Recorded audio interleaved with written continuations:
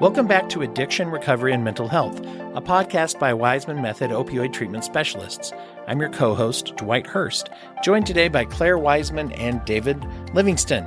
Hello, guys. We're back together again. All right. So our topic today that we're going to be discussing is creating a recovery environment. So it's about how your surroundings can support or affect your journey into becoming healthier, into sobriety, all the things we usually talk about. But today our focus is going to be on how can we create and craft a more healthy environment that is conducive to, well, to success, I guess. And we'll I think one of the first things we'll get into is kind of defining some of these terms. First of all, what is our environment? There's probably a couple of different ways we can approach defining that term. What are some thoughts about that? Well, I mean, just in the most, I guess, basic way, it's our inside and our outside and all that encompasses. So, and they certainly affect each other. But, our environment is where we live, who we're around, and, externally, what we do day to day, the activities we do, how we take care of ourselves. And then there's the internal environment, how we're feeling, how we're relating to that, how others are relating to our internal life, to our feelings, our needs, our desires, the pacing of whatever those needs may be, something like that. Maybe that's a place to start. Yeah, as you were saying that, I was kind of thinking about one aspect of environment is it's kind of like a nouns. When I learned what nouns were in school, people, places, and things. But then there's also that internal, kind of the emotional or the spiritual or the anything that's inside of us is connected to that too, as you put it. I thought that was really interesting. You mentioned the inside of us as part of our environment. Oh, for sure. I think in some ways it's the thing that people are most, whether they're aware of it or not, it's the thing that's probably the most important driving force. I think one of the goals is to ultimately not have to think about our internal environment too much. So when things are going well, there's less self-consciousness. Certainly anxiety creates self-consciousness because it's a kind of a painful state, depression, any sort of internal turmoil or dysregulation creates a type of self-consciousness. And so a lot of what people want is to be out of that and, and in a sense, just kind of out of the arena. So if you think of being in the arena, I think I've said this before, I think it's the Greek word agon means to be in the arena, but it's also the root word for agony, right? So that what people seek and I think ultimately is to be able to kind of forget about themselves, and then just kind of participate in their environment and with other people and things, and then have their internal world really fall to the background. So I think working towards that is how I look at part of recovery, right? And so it's more complicated, but that's a part of it. And I think there is also a combination, of the outside of the inside, feeling comfortable in your environment, feeling safe, or feeling connected. I think those are feelings that is a mixture of your emotional environment and your interior environment. Mm-hmm. I don't think I've mentioned this on this podcast before. I mentioned this somewhere just the other day. So I guess stop me if you heard this one, listeners out there. Somehow you can get through. The phone lines are lighting up now. But I have noticed this weird, speaking of how our internal process can affect the external environment, the physical environment. I have noticed that there's almost nothing in my life that happens as quickly as when I will switch allegiance from being a driver in a parking lot and thinking that all the pedestrians are really obnoxious to once I park and get out, it is immediate that I am now a pedestrian and I now hate all the drivers because they suck, right? And the internal consistency there, I guess, is that it's my own self-interest. But when you talk about being unaware, not thinking about it, I realize that for that particular little quirk, I went from not noticing it and just always assuming that everybody in the parking lot was out to get me, and then realizing that I was switching, and now not thinking about it other than just kind of chuckling if I catch myself, right? To where it's gone back to unaware now pretty much because it's more processed, adjusted, whatever you want to call it. But that there's the unhealthy lack of awareness, and then the eventual healthy, like I don't think about it anymore. I just try to do the healthy option. Does that make any sense? It does, actually. Yeah, it does. Right. Yes, I can relate to it all. So that is, the internal processes and emotional parts of us, they do interact with how our environment feels. And I think that, you bring that up as a point, that has a lot of implications for, I can laugh about my parking lot quirk, but when it comes to like, but I've learned that this member of my family never has my back. And that's what I come to expect. So when they when they don't have my back, it confirms it. And when they do, I don't notice it. Right. And so there's something in my environment that I might be affecting and not even realizing I'm affecting it. Can you say more? I'm not sure I understand that exactly. Well, just how I think what I'm going for is just how the internal state of being and my own expectations interact with that physical environment that's around me. So if I think that so-and-so hates me, I'm probably going to act different around them and treat them different, which will then mean I won't have them. I'm very unlikely to have that person as a supporter, even if they would kind of like to be, because I have that perception. So my environment's changed on the outside by my interpretation of it inside. Did that work any better? That pass on it? Yes, you did. Yeah. Other than is the cause and effect. You're causing them to react differently to you because you are acting differently to them. Right. When you're in the parking lot trying to park your car, you want to get your car parked, and the pedestrian is in your way to get parked. But once you're parked and you're out of the car's in the way for you to get into the store where you're headed. Yeah. And right. But how we respond, right? If somebody puts their hand up and says, yeah, go ahead. I always feel appreciative of that. Just the gesture, just the kind of the fact that there's two people negotiating something, and I'll do the same thing with people. And frankly, just the connection of that negotiation, the simplest of like who's going to go first or whatever, is actually feels good. And it's you actually get stuck in that little one for right, 20 minutes. Exactly. But actually, at least there's a beginning of a negotiation, right? So when you talk about creating an environment, really it's the process of beginning negotiating. What do you need? What do I need? Is it negotiating, David, or is it a connection? Well, I think all good connections are negotiations. I want to have Mexican food. Oh, really? I had that last night. Could we go here and do that? Okay, great. Let's do that. But can we wait a half hour? Because I just, you know what I'm saying? That's like, So that's all connecting. But and sometimes there's not much negotiation. But in essence, you're beginning a dialogue of multiple needs getting worked out. One of the powerful and tremendously impacting versions of that is people who need to repair relationships, healthy relationships. And this directly contributes to our environment. So if I'm coming out of a period of opioid dependence where I've been using, and usually that has had a tremendous impact on relationships. And we've talked specifically about relationships, but as far as my environment, if I go towards those in my life who are healthy, like let's say that I've had issues, with a family member, maybe my parents or someone, I'll just pick parents for this, and I go there and say, can you help me out? I'm getting my life back together, or I'd like to be part of the family events, or I'd like to.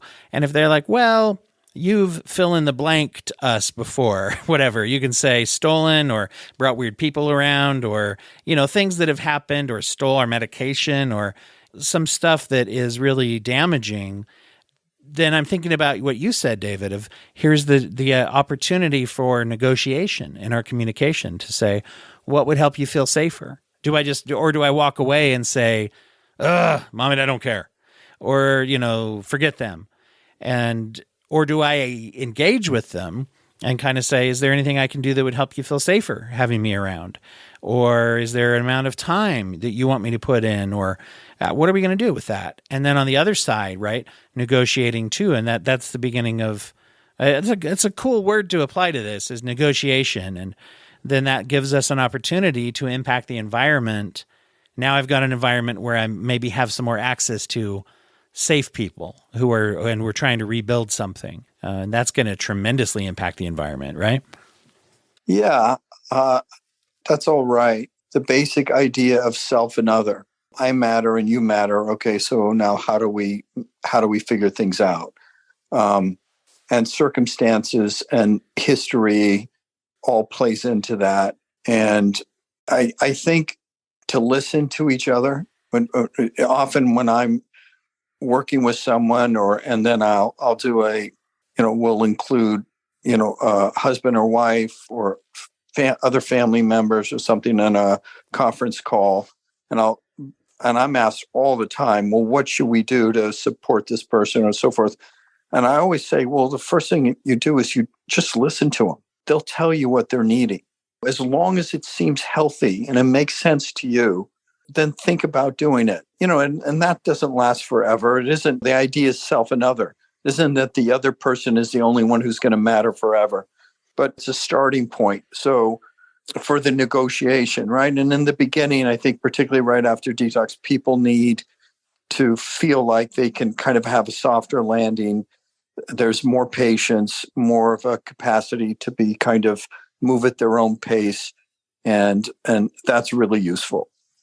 So that's a big important part, is other people in those connections. And as you put it, I kind of the excitement there, or the excitement's not always the right word, but the rejuvenation of saying I'm doing something, I'm starting out, the energy that sometimes comes with the beginning of a new project or feeling healthy. And sometimes that can be helpful. One of the things I'm thinking of is, I wonder what are some components of a location. And sometimes the people change a lot about their location. Sometimes they don't. Do I go back to my house? Is my house a supportive environment? Is it a safe environment? What places do I spend my time? Do I have to think about the kind of relationships I have with people, like at my job, or something like that? How do we approach that? How do you see people kind of trying to evaluate, particularly in the in the treatment program, that you guys see people for a short amount of time while they adjust, and then they go to Domus, perhaps do a little more time there, but they must be thinking about what's my environment when I get home, right? Does that make sense?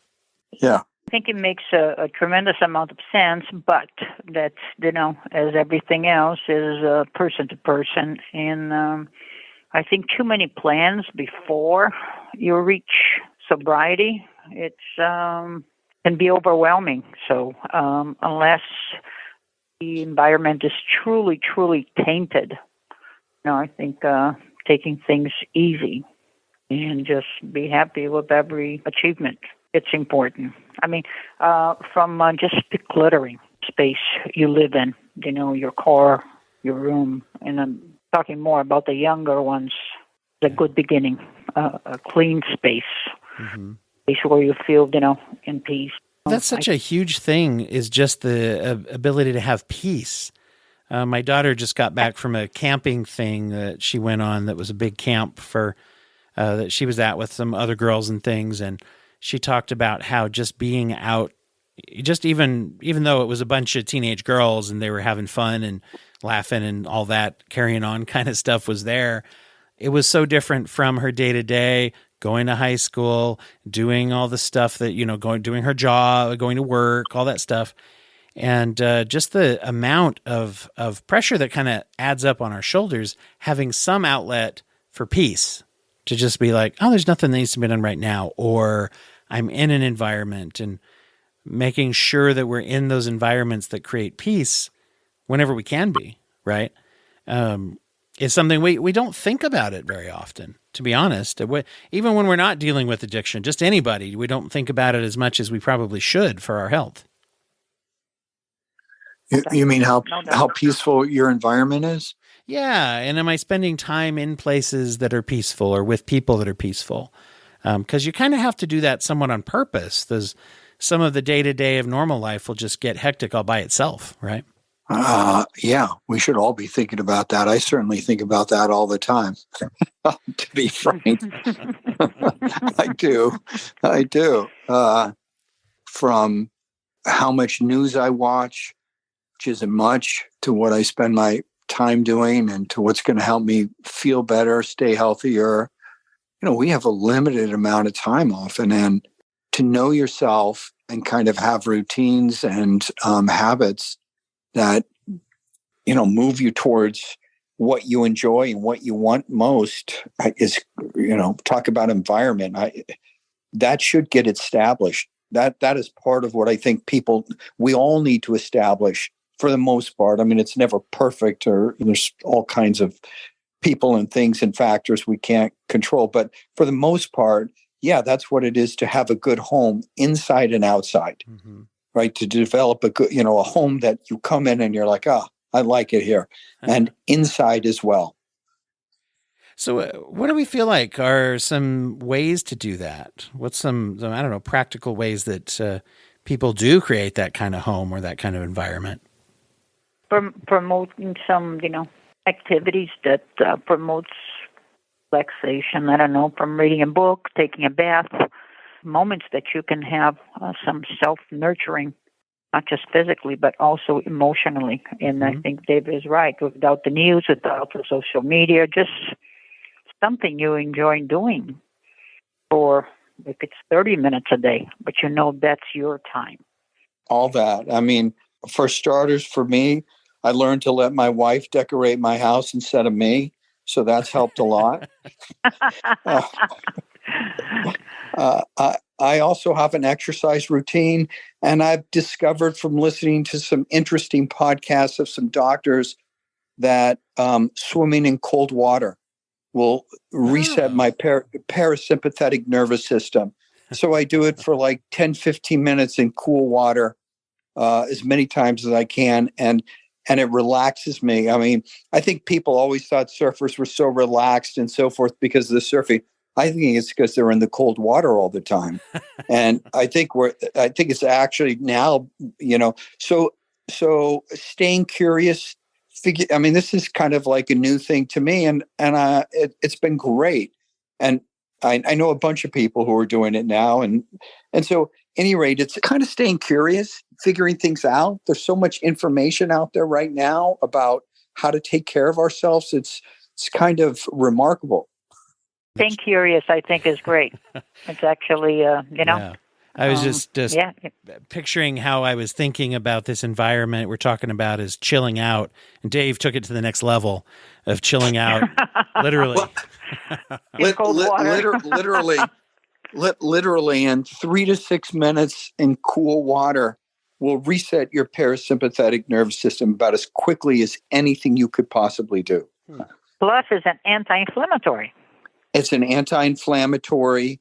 If somebody's interested in losing weight, given that calories are calculated by heat, there's nothing that burns weight or burns calories faster than cool water. Plus exercising in it, you get all these. I mean, there's so many health benefits to it. It's unbelievable. Plus you get out and you feel great. So I'm a big fan of it. But like we're saying, it's so part of it is just discovering what is it for me individually. I'm sure there's other people listening or who would be like, oh, I'm not doing that. Or, so which is right. So I'm going to try it. You know what? I'm going to report back in a future episode. I'm going to, I got to try this. Yeah. And it is interesting how individualized these things are, like all things, finding these things for ourselves and also finding it involving other people is important too. And one of the things that can happen along with isolation is that isolating behaviors and also shutting down our own interests and things often goes along with active periods of addiction, because I have to put a lot of effort into figuring out how to as safely as I can, procure whatever drugs I'm using. Or if I'm being a little shady at the pharmacy, I'm going to be a little careful there and avoid detection. And I definitely don't want to tell anyone or have anyone figure it out because they're going to try to make me stop. And there's a lot, that goes into balancing out an active addiction. There's a lot of work, frankly, that goes into it. And we neglect a lot of the other parts of ourselves, plus obviously the chemical elements and those things also distract. And so getting back in touch with ourselves is part of impacting that environment. Because, what do I do when I'm not relying upon opiates to dictate how I'm going to feel today or what I'm going to do today, right? And you might think people out there, you might hear that and think, yeah, it's such a monkey off my back, so to speak, right? It's such a great relief. And it's like, well, yeah, but there's now putting the work into the other, which is, what do I do when I'm not spending so much of my waking energy trying to safely get high or avoid withdrawals or avoid fentanyl poisoning? If that's not part of my day-to-day anymore, I got to do something or else I'm going to fall back into it. Right, that the dopamine system, and I've talked about this before, is it's an anticipatory system, right? So we get our dopamine hits in anticipation of whatever it is we're doing. So even if I'm going to go swimming in cold water, which I now love, I'm getting dopamine hits, getting ready to do it, and on the way there and so forth. And once you start doing it, you're getting more dopamine hits. One of the first questions I ask people when they're kind of going through, or some people when they're going through a detox, is, what do you want? What are you looking for? If you can't answer that question, so Claire, you said, yeah, like curiosity is a huge thing, because if we're not learning something new, and I would never have thought of myself as someone who would be swimming in cold water. But my son started doing it. He loved it. He shamed me into getting in there with him subtly, if I can, right? And it's been fantastic. So I kept an open mind enough. I did it. And now it's like, oh, this is fantastic. This is something entirely new to me. So that's just one example of it. But we have to keep bags of ice in the tub. No. I'm thinking my pool's about 54 degrees. Right. It's not heated. Yeah. Okay. But that's pretty cold. Yeah. Right. You swim in that. That's right. There you if go. I go to a hotel and get in that pool, I'm like, I'm going to consider talking to the front desk. It's not an ice. Cool. It's not an ice bath, but whatever it is, whatever you discover, keep exploring. I think as people, we're built. I mean, a lot of addiction, if you really talk to people about it, is they're anticipating whatever drug it is. They're getting all the dopamine hits in anticipation that whatever their process is and their rituals are, more dopamine hits in anticipation. And what you have to do is you have to substitute that. So if you're talking about external environment and internal environment, coordinating through anticipatory something from the outside, and then getting all the dopamine hits through the anticipation of it, internally.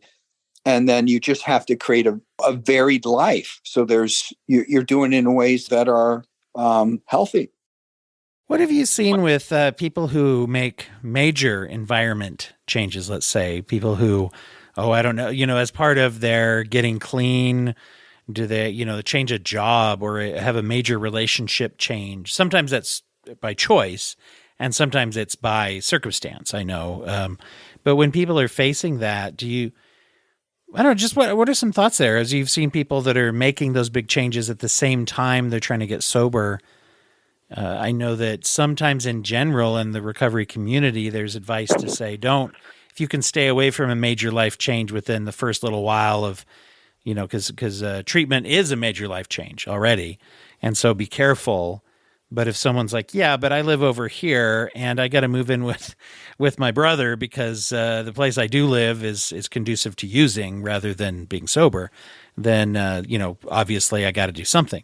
Or if I'm in a toxic relationship and part of being healthy quickly emerges that that's not working out and have to revamp the relationship. Anyway, what are some thoughts about major environment life changes? Yeah, we talked about that in the beginning. I think, if it's about safety, if it's, again, a tainted environment where there's a toxic relationship or toxic habits, then there's no way out. It doesn't make it any easier because, again, is another level of change. And there is so many changes after you go through detox, emotionally, physically. You have to adapt to so much. You have to change even the way you think, then process, your thoughts and your decisions. So now with the physical environment changing as well, it's a bit harder. Yeah, absolutely. I think the way that you structure those kinds of changes too, if I'm taking away something that was a big part of my life or changing something that's a big part of my life, I probably need to try to counterbalance that with making sure that if I have safe people in my life, maybe I want to call them or text them or drop by and have dinner with them a little more often if I'm losing also a big piece of, my job or my relationship or something. Or if I have therapy and if that's helpful, maybe I want to make sure I'm not skipping a lot of my sessions or something, or, make sure that sometimes going more is the answer, sometimes not, but that I'm attending to the things that are good in my environment. I think everybody, this is as close as I'll come, to saying almost everybody. I think if it's not universal, it's pretty normal for people going through this process to have to say, I'm going to maximize the healthy aspects of my environment because I've lost something. At the very least, I've lost one of my major coping skill, that's just drug use. And what else have I given up in my environment? I got to try to counterbalance that by accentuating the positive, right? Isn't that how you're seeing it, as a loss instead of a gain? Sometimes not having that toxic relationship or environment makes your life much easier and is just a relief instead of something you lost. It can be either or all the above, right? It just depends. And it helps to be in therapy, I think, to have a different perspective and to be able to just talk out loud and have somebody hear it who you have some confidence in, and their ability to sort of help you think about multiple sides of what's being said. And you begin to sort of see things more and more clearly. So, a lot of times there's a lot of solitude when people are involved in drug use. There's a lot of it is happening internally in their own singular process and rituals and perspective. And I think it helps to get out of that in some way. Certainly there's different avenues to do that, and different people enjoy and benefit from different types of support, but I think it helps. As we talk about the way people self-medicate, and we've talked a lot on this podcast about in other episodes, how people are treating oftentimes underlying problems, social, emotional, psychological problems, how substance use can be a self-medication for that. And when we get off the drugs, then we got to now go from self-medicating to, I'm going to say this in a general sense, medicating appropriately, not just with medicine, but does my environment support recovery from not just drug use, but recovery from the underlying problem that maybe triggered my vulnerability to drug use, right? Is my environment conducive to solving whatever some of the, even maybe the pre-existing problems were? Or am I just putting myself right back into the environment that maybe fostered the loneliness or the lack of treatment or the exacerbation of my health, all those things, trying to actually stabilize. And the environment plays a big role, and sometimes it has to do with just that communication or negotiation with those around me to say, I'm going to be doing some things that are healthy. It's a change, and maybe it'll even be annoying to people if I have to add, maybe I'm putting a swim into it, or going jogging, or spending a little time with some friends, or, some physical activity.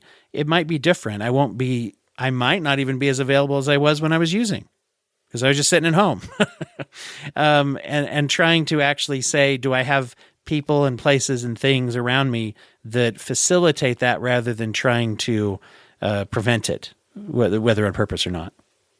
Well, I would say one of the things that when I'm talking to someone after detoxing and so forth, that I have found to be a strong indicator of how well they're going to do, at least in the short run, is the amount of enthusiasm they have towards getting detoxed and moving forward.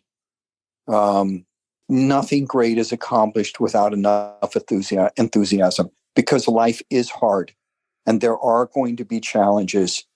And no matter what you want to do, look, it's hard. There's this liminal state between standing there on dry land and being in the middle of the air diving into a cold pool.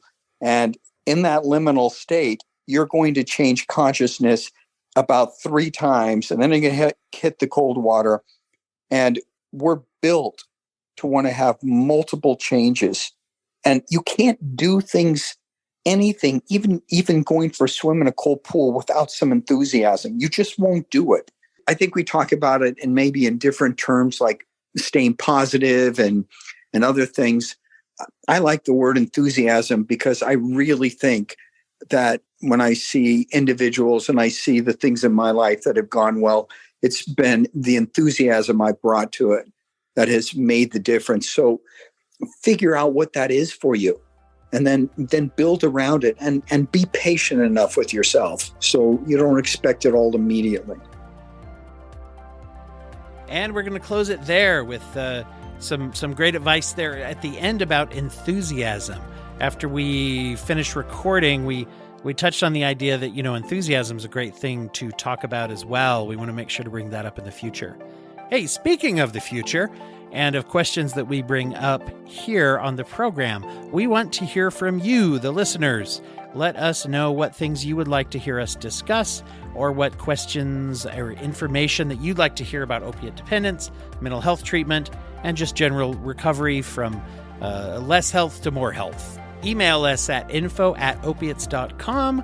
Go to opiates.com to read more about the Waismann Method, or hit us up on any social media. It's all at Opiates on Instagram and Twitter. You will find us there. This show is made by Waismann Method Opioid Treatment Specialists and produced by Pop Collar Productions. Our music is the song Medical by Clean Mind Sounds. We're hosted by Clare Waismann, David Livingston, and by me, Dwight Hurst. Just want to remind you all out there to keep asking questions, because if you ask questions, you're going to find answers. And if you find answers, you can find hope. Thanks again. We'll be here for your listening again soon.